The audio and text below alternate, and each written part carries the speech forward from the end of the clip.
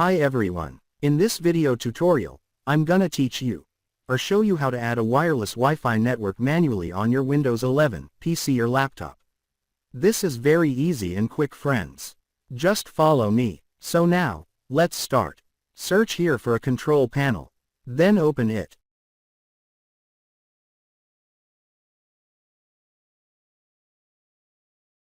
Here, select large icons.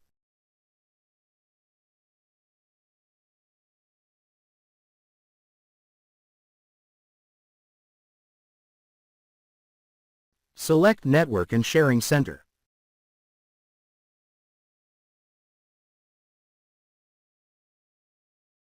Now click Set up new connection or network.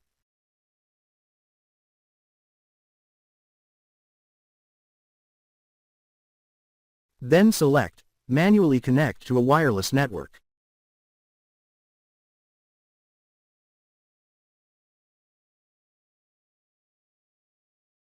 And then click on Next.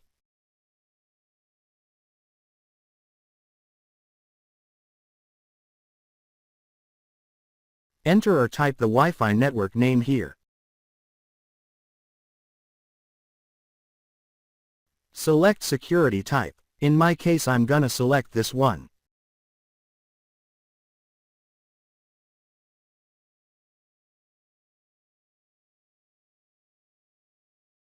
In security key, means password of your Wi-Fi. Just enter the password of your Wi-Fi network. You can hide it if you want.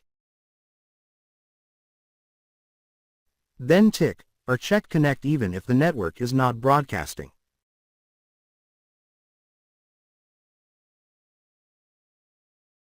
Then click Next. We manually added Wi-Fi network now. Here it is, guys. We are now connected to the wireless Wi-Fi network we manually added.